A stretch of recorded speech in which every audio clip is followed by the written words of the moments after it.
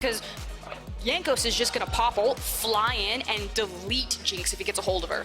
Okay, there we go. Team compositions are now locked. But as both junglers meet head-to-head. But it does mean that Jankos on a very early springboard and win in this initial. Oh, take a look at this. Perks and Mickey, they're running down Hilly. 100 HP, flash forward.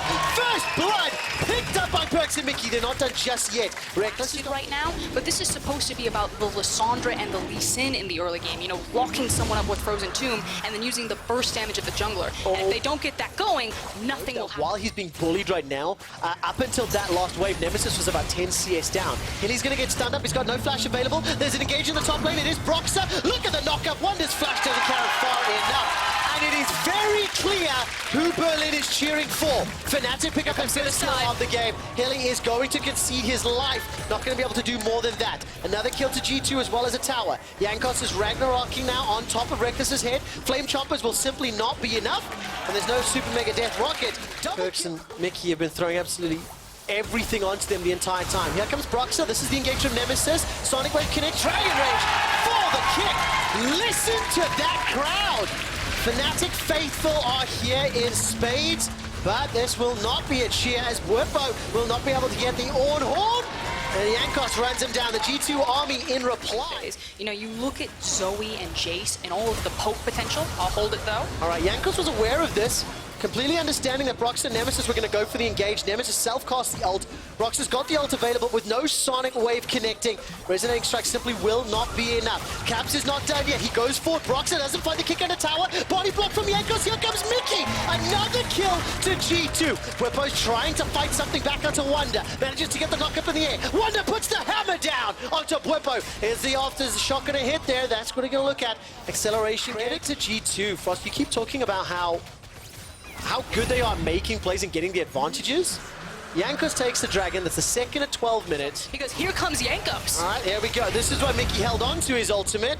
Tried to set up another play. The Lantern from Hilly was good. Flash forward. Chilling Smite comes down. Reckless is already down. Hilly's able to escape for the time being. Bwipo's starting to teleport. Oh, it's Nemesis that TPs. Insta-claw Doom to safety. Ultimate is not going to be enough just yet. Nemesis goes down. Now Broxer tries to find one. He does get a reply into Perks. That's at least something back for Fnatic. They are still down a gigantic margin. The tower is about to fall, and without the tower for help, can Broxer survive? He's in a 1-on-2.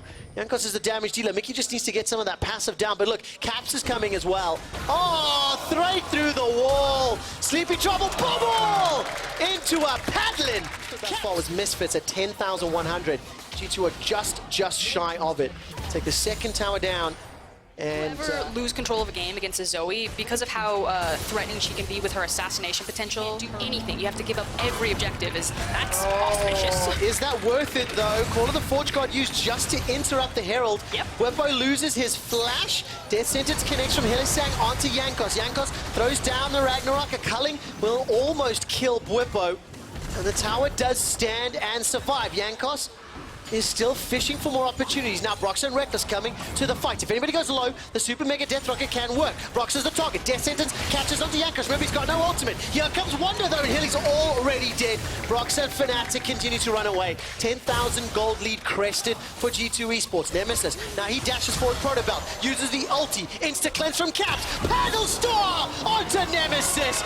And Caps, ladies and gentlemen, it would come on stream. Thank you for the support, guys, but this is just the #1 team in Europe. Get punished to get close enough for Lee Sin or Lissandra to have any sort of impact.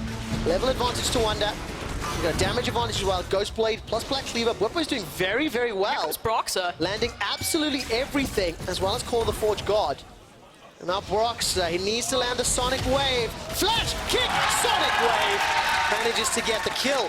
It is at least one reprieve. It is at least one small step back. And take a look at that. The Sleepy Trouble bubble catches onto Nemesis, forced to use the self-cast. Paddlestar comes back out while Dragon is being secured.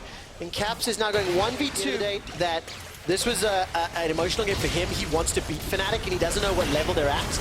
Well, let's talk about that in a moment, as now the initiation comes in from Fnatic. Instant counter from Mickey. throws down the Fisher over the wall. The Paddle Star blows up Nemesis because Reckless sidesteps the shot.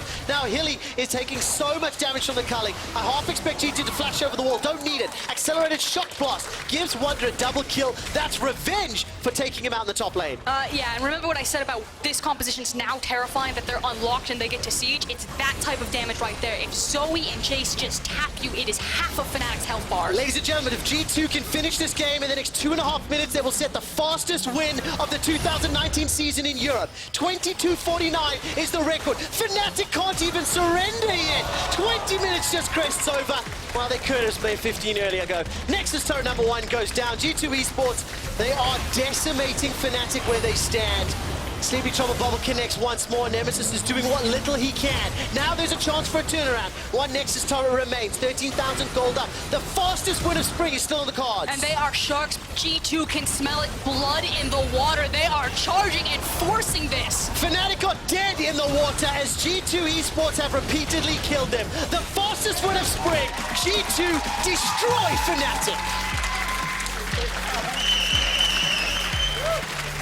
Systematic annihilation from G2 right there. Fastest win, didn't break a sweat, every single lane was flexing. I mean, I don't really like this term personally, but it looked like G2 was smurfing. Every single lane, every single player, every single decision, Jankos was where he needed to be. Lucian Braum, Frost, you talked about the duo, just the champions alone, advantageous into Jinx Thresh. And Perks and Mickey pulled it off. So many times you'll see teams in drafts say, like, we understand how this early game is going to go. We can give away these power picks because we think that we can staunch the bleeding long enough that we'll be able to make some sort of counterplay, that our time will come when we can execute on our composition. It is such a risky call to attempt that against a team like G2. Yeah, it absolutely is. And, you know, one of the things that we didn't necessarily talk a whole